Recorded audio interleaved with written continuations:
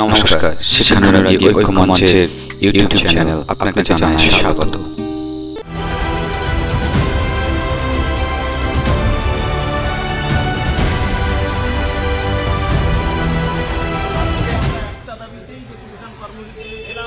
বিগত দিনে বহুবার বিভিন্ন জায়গায় আমরা ডেপুটেশন দিয়েছি। সেটা দাবি হচ্ছে ওয়েস্ট বেঙ্গল হেলথ স্কিম 2014, যেটা শিক্ষক শিক্ষাকর্মীদের জন্য নেই। গভর্নমেন্টের বিভিন্ন কর্মচারীদের রয়েছে, বিশ্ববিদ্যালয় শিক্ষকদের রয়েছে, পঞ্চায়েত পৌরসভার কর্মীদের রয়েছে, অথচ শিক্ষক প্রাথমিক থেকে উচ্চ মাধ্যমিক পর্যন্ত শিক্ষক শিক্ষাকর্মীদের নেই।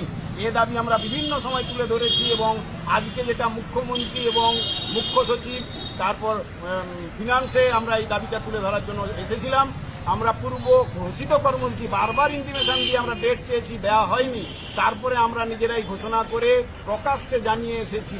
তাকে কেন্দ্র করে যে অপ্রীতিকর ঘটনা ঘটছে সেটা সকলে শুনলে চমকে যাবেন। গতকাল আমার বাড়িতে পুলিশ পাঠানো হয়েছে। শিক্ষানুরাগী ঐক্য মঞ্চের পূর্ব ঘোষিত কর্মসূচি ছিল নবান্নে ডেপুটেশন, দাবি WBHS স্কিম।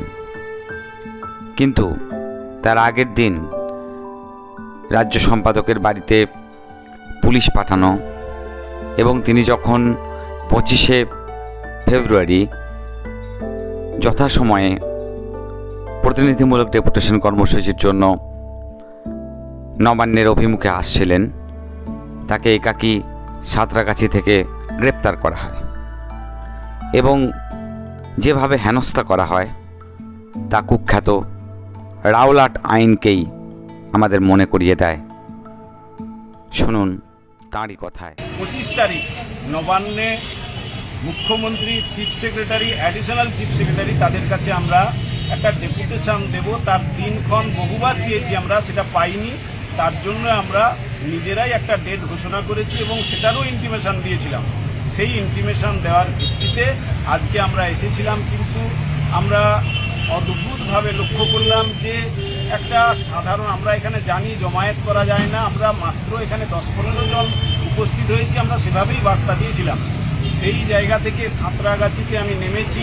গতকাল আপনারা জানেন যে আমার বাড়িতে পর্যন্ত পুলিশ পাঠানো হয়েছিল এবং কলকাতার এখান থেকে, হাওড়া থেকে, স্পেশাল ব্রাঞ্চ থেকে, তারপর ওসি বিভিন্ন জায়গা থেকে আমার কাছে ফোন যায়, বারে বারে জেলা থেকে ফোন যায়।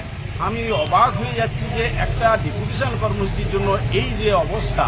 এবং শেষ পর্যন্ত অবাক হলাম আরও যে সাঁতরাগাছিতে যখন নেমেছি বাস ধরবো, সেখানে মানে সাদা পোশাক এবং এমনি পুলিশ একদম 6 লাভ। আমি তো ভাবলাম যে কী ব্যাপার।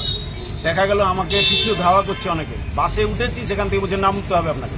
নামতে হবে বলতে কেন, কোনো বিষয় না, তারা কোনো নামতে হবে আপনাকে দিয়ে সঙ্গে সঙ্গে ওখান থেকে নিয়ে আমাকে ওই পুলিশের গাড়িতে তুলে বলছে যে চলুন। আমি বলি কোথায় নিয়ে যাবেন আমাকে, আমি এখানে একা আছি, আমি যেখানে যাওয়ার চলুন। কোনো, আমি শান্তিপূর্ণভাবে আমাদের ডেপুটেশন, আমাদের কোনো আলাদা করে কোনো বিক্ষোভ বিদ্রোহের কোনো কর্মসূচি নেই।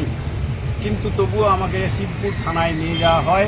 সেখানে সেই শিবপুর থানাতে ওসি এখানে এসেছেন আমাকে স্কট করে, সারাক্ষণ তিনি নিয়ে সেখানে ছিলেন। আবার সেখানে ওই পুলিশ কমিশনারেটের যিনি অ্যাসিস্ট্যান্ট পোস্টটা একটা আছে, মানে তিনিও সেখানে ছিলেন, ঊর্ধ্বতন অফিসার সব সেখানে হাজির। মানে যেন হুলুস্থুলু কাণ্ড চলছে। আমরা একটা দাবি নিয়ে এসেছিলাম। কী দাবি না, ওয়েস্ট বেঙ্গল হেলথ স্কিম 2014, এই দাবিটা স্কুল স্তরের প্রাথমিক থেকে উচ্চ মাধ্যমিক পর্যন্ত শিক্ষক শিক্ষাকর্মী, লাইব্রেরিয়ান সবার ক্ষেত্রে যাতে লাগু হয়। এবং এটাও দেখাতে চেয়েছিলাম আমরা যে এর জন্য সরকারের কোনো আর্থিক ক্ষতি হবে না। এই যুক্তিটা তুলে ধরার জন্য আমরা এসেছিলাম। কিন্তু এইভাবে ওখানে দীর্ঘক্ষণ জেরা করা হয়, বিভিন্নভাবে ভিডিও করা হয়। আমার বক্তব্য আমি তা সব বলেছি সেখানে, যেটা আমরা বাইরে বলেছি একই কথা সেখানেও বলেছি। তারপর আমাকে ব্যক্তিগত বন্ডে আবার সেখানে সই করে লিখিতভাবে দিতে হয়, দিয়ে তার ভিত্তিতে সেখান থেকে আমাকে নিয়ে আসা হয় এই নবান্নে। আমি বললাম যে কোনো আধিকারিকদের সঙ্গে দেখা করতে দেওয়া হোক,